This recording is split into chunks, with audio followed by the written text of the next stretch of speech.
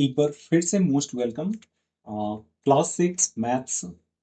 आज हम लोग डिस्कस करने जा रहे हैं जो कि मोस्ट इम्पॉर्टेंट और इंटरेस्टिंग चैप्टर है, पेरीमीटर और एरिया क्लास 6 मैथमेटिक्स में।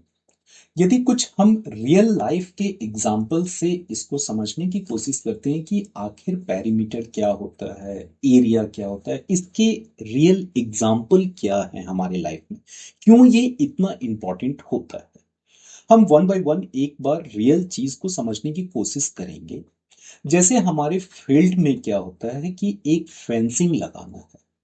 इस फेंसिंग को हम कैसे इंडिकेट करेंगे कि इस फेंसिंग को मेरे को कितना लगाना है, how can we are going to calculate this amount. ये रियल एग्जांपल है। यदि मेरे फुटबॉल ग्राउंड में, मेरे क्रिकेट ग्राउंड में मेरे को ग्रास करना है, ये घास लगाना है, किस अमाउंट का ग्रास मेरे को लगेगा, हम कैसे पता करेंगे? अभी नहीं, लेकिन पहले यदि एक दशक पहले हम जाएंगे तो हम लोगों के टेबल होते थे और उसके ऊपर में क्लॉथ होता था। इसके चारों तरफ एक बाउंड्री होती थी। ये बाउंड्री का नॉर्मली हम लोग इसको यूज करते थे फॉल्स लगाना, फॉल लगाना। ये कितना मीटर का फॉल लगेगा, इस अमाउंट को हम कैसे कैलकुलेट करेंगे? हमारे रूम में यदि 10 बाई 10 का एक रूम है, हमारे फ्लैट में यदि मेरे को टाइल्स लगाना है तो उसमें मेरे को ये बताना होगा शॉपकीपर को कि मेरे को 10 नंबर ऑफ टाइल्स चाहिए या 100 नंबर ऑफ टाइल्स चाहिए। ये नंबर ऑफ टाइल्स हमारे पास कैसे पता चलेगा कि हम कैसे इस टाइल्स को लगाएंगे? इस रियल एग्जाम्पल का आंसर मेरे पास केवल ये देता है पेरीमीटर और एरिया में। इस पेरीमीटर और एरिया के बारे में हम कुछ आज डिटेल में जानने की कोशिश करते हैं। आइए तो फिर हम समझते हैं कि ये पेरीमीटर और एरिया होता क्या है। हम सबसे पहले ये वाला समझेंगे कि पेरीमीटर आखिर हुआ क्या। तो पेरीमीटर की यदि डिफिनीशन में हम जाते हैं कि ये पेरीमीटर है क्या, तो पेरीमीटर बेसिकली टोटल डिस्टेंस है। कहां का? क्लोज फिगर का। यदि हम किसी पॉइंट से स्टार्ट कर रहे हैं, एक इस पर्टिकुलर पॉइंट से हम स्टार्ट कर रहे हैं, ये फिर से क्लोज होना चाहिए। ये ओपन हो गया, यदि हम यहां स्टॉप कर रहे हैं तो this is the open point.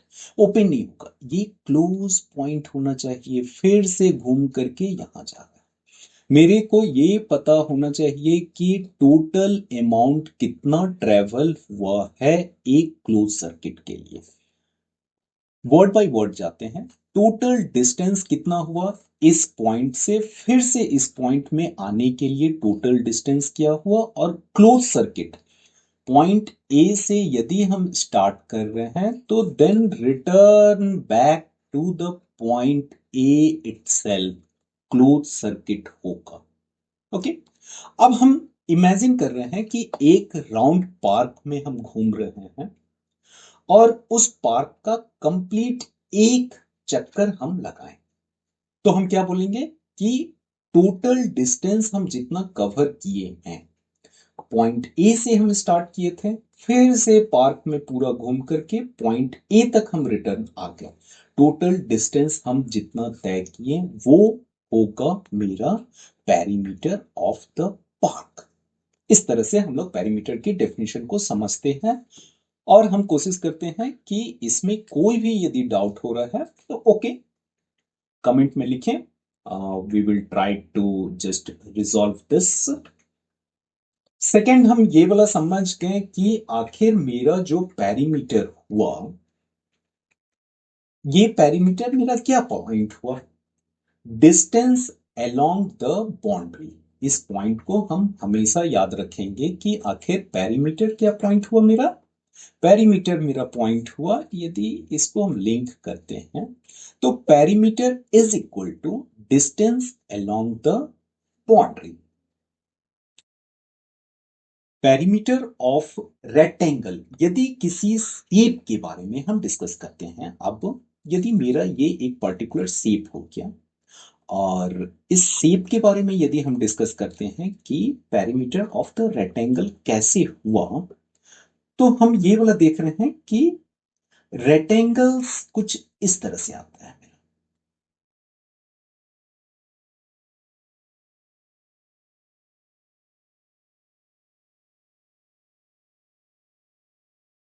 This जो लार्जर साइड है उसको हम लेंथ बोल रहे हैं, और जो शॉर्टर है उसको ब्रेथ। लार्जर जितना ये डिस्टेंस है, this distance is equal to same as this distance. ये जो मेरा ब्रेथ हुआ, ये जितना लेंथ है इसका सेम डिस्टेंस ये होगा। रेक्टेंगल का यदि हम प्रॉपर्टी देखते हैं तो इसमें एक लेंथ होगा, एक ब्रेथ होगा। टोटल टू लॉन्ग साइड होंगे जिसको कि हम लेंथ बोल रहे हैं, और दो स्मॉलर साइड होता है जिसको हम ब्रेथ बोलते हैं। अब यदि ए पॉइंट यहां है और बी पॉइंट यहां है, सी यहां हुआ मेरा, सी पॉइंट इस चीज को हम बोलेंगे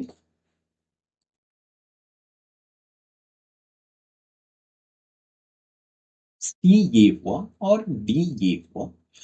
अब कोई डिस्टेंस यदि कवर करता है ए टू बी, ऑब्वियसली ये वाला डिस्टेंस पार्ट हो गया। Then B to C this distance, C to D ये वाला डिस्टेंस होगा, और डी टू ए होगा। जिसमें कि जो लेंथ है वो एक बार कवर हुआ, ब्रेथ एक बार कवर हुआ, means L plus second breath. फिर ये ई टू डी में एक बार फिर से लेंथ कवर हुआ, फिर ये डी टू ए में फिर से एक बार ब्रेथ हुआ। इसका मतलब ये हो रहा है कि लेंथ टू टाइम्स कवर हो रहे हैं और ब्रेथ टू टाइम्स कवर हो रहे हैं। ये हम लोगों का एक स्टैंडर्ड फॉर्मूला होता है, जिस फॉर्मूला को हम लोग नोट डाउन करके चलते हैं, जो कि आगे आने वाले प्रॉब्लम्स में हम लोग इस चीज को समझने की कोशिश करेंगे। यदि मेरे पास, just as a example, suppose we have the length 12 centimetre and B is the 8 centimeter. This is the point given. ये मेरा दिया हुआ है। What is the required? Required है perimeter of rectangle. Perimeter of the rectangle, this is the formula here. अब इस perimeter का P is equal to 2L plus B होगा। L का वैल्यू कितना है? L का वैल्यू मेरे पास यहां पर आ रहा है 12। सो ओके, 2 हुआ। ये L का वैल्यू आ रहा है 12 प्लस B का वैल्यू कितना है? B का वैल्यू ये वाला है। B के वैल्यू में हम 8 दे रहे हैं। नेक्स्ट कैलकुलेशन में सबसे पहले जो कैलकुलेशन का रूल होता है बॉडमास ब्रैकेट, उसको ब्रेक कर रहे हैं। 12 plus 8 20, this is the multiplication sign 2। So ये मेरा 40 हुआ। यूनिट क्या था मेरे पास? यूनिट था सेंटीमीटर, ये मेरा सेंटीमीटर। पेरीमीटर एक डिस्टेंस कवर करता है पॉइंट वन से लेकर के दूसरे पॉइंट तक क्लोज सर्किट में, तो ये डिस्टेंस होगा, ये मेरा होगा। पेरीमीटर कितना है? 40 सेंटीमीटर मेरा पेरीमीटर आएगा। पेरीमीटर में हम लोग ने अभी रेक्टेंगल का पेरीमीटर देखा, जिसमें कि लेंथ और ब्रेथ था, जो कि दोनों अलग अलग हो रहा है। यदि हम डिफरेंट शेप में आते हैं तो मेरा एक शेप आता है, that is the square. Square के साथ क्या बहुत एक अच्छा इंपॉर्टेंट है मेरे पास? स्क्वायर के पास ये होता है कि जो जितना भी लेंथ हुआ, जितना भी लेंथ हो रहा है सेम ब्रेथ होगा, सेम लेंथ होगा, सेम ब्रेथ।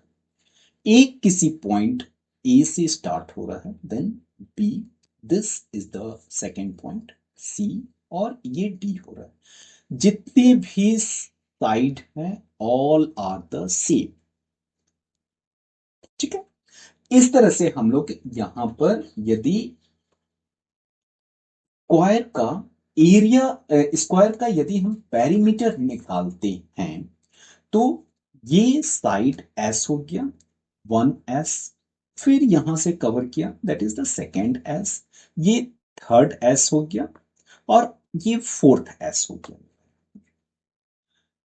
तो हम लोग यहां पर जब भी कैलकुलेट करेंगे कितना एस हो रहा है, ये 4 इंटू साइड ऑफ स्क्वायर, ये मेरा पेरीमीटर हुआ।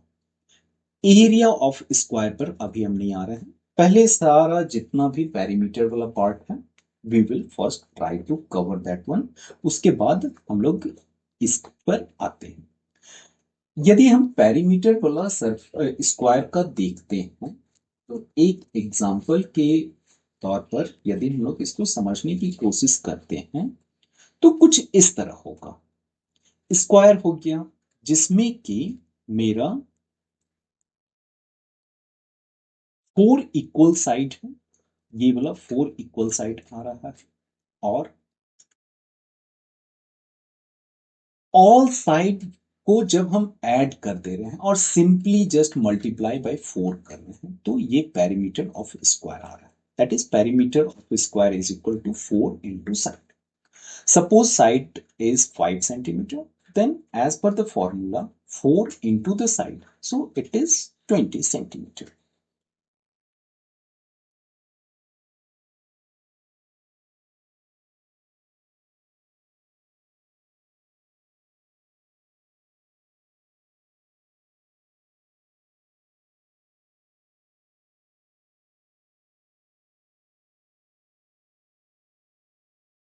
थर्ड जो शेप है वो मेरा ट्रायंगल है।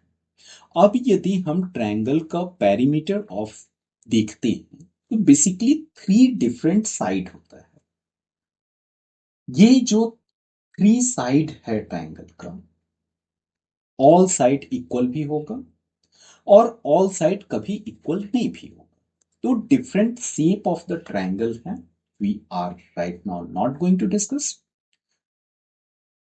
यदि ट्रायंगल मेरा हो रहा है, एक ट्रायंगल इस तरह से गया मेरा, सपोज ये ट्रायंगल इस तरह से जा रहा है, एक पॉइंट से स्टार्ट हुआ, दिस पॉइंट से इस पॉइंट के पास आया, then again it move to this point और फिर ये क्लोज सर्किट को कर रहा है। तो पेरीमीटर क्या हुआ, तीनों साइड को यदि हम सम कर देते हैं तो मेरा पेरीमीटर ऑफ ट्रायंगल निकलेगा। सपोज ये मेरा 4 सेंटीमीटर है, this is the 5 centimetre and this is the 6 centimetre. जितना मेरा पेरीमीटर हुआ 4 plus 5 plus 7 is equal to 16 centimetre. चलिए एक बार समराइज करते हैं कि अभी तक हम लोग ने क्या देखा, क्या समझा आज की क्लास 6 पेरीमीटर और एरिया में। कुछ रियल लाइफ एग्जांपल को हम लोग ने समझा कि किस तरह से फेंसिंग, यदि हम लोगों को ग्राउंड पर ग्रास लगाना है, टेबल में क्लॉथ लगाना है या फ्लोर लगाना है, ये रियल एग्जांपल है और इस एग्जांपल का सॉल्यूशन बस मेरे को पेरीमीटर और एरिया से मिलता है। पेरीमीटर के में हम लोग 2 वर्ड हमेशा याद रखेंगे कि ये एक क्लोज फिगर होता है और टोटल डिस्टेंस कवर करता है पेरीमीटर। पेरीमीटर ऑफ रेक्टेंगल के बारे में हम लोग ने समझा, फॉर्मूला समझा। पेरीमीटर ऑफ स्क्वायर के बारे में हम लोग ने समझा और पेरीमीटर ऑफ ट्रायंगल के बारे में हम लोग ने समझा। पार्ट 2 में फिर हम लोग मोर फोकस करते हैं कि एरिया का किस तरह से रियल एग्जांपल होगा और एरिया के बारे में कुछ बेसिक चीज सीखेंगे। पेरीमीटर और एरिया दोनों कवर हो जा रहा है, आफ्टर दैट ये सारी प्रॉब्लम्स को हम लोग सॉल्व करेंगे कि यदि मेरे को किसी ग्राउंड में ग्रास लगाना है और उसका कॉस्ट इतना है तो टोटल कॉस्ट क्या आएगा, कुछ रियल एग्जांपल्स हैं। ये पार्ट 2 में हम लोग इसको सीखने की कोशिश करेंगे। थैंक्स। यदि कोई भी प्रॉब्लम होता है एक कमेंट बॉक्स में लिखिए कि ये वाला प्रॉब्लम्स है, इसको रिजॉल्व किया जाए। Definitely our team will reach and try to resolve that. Thanks.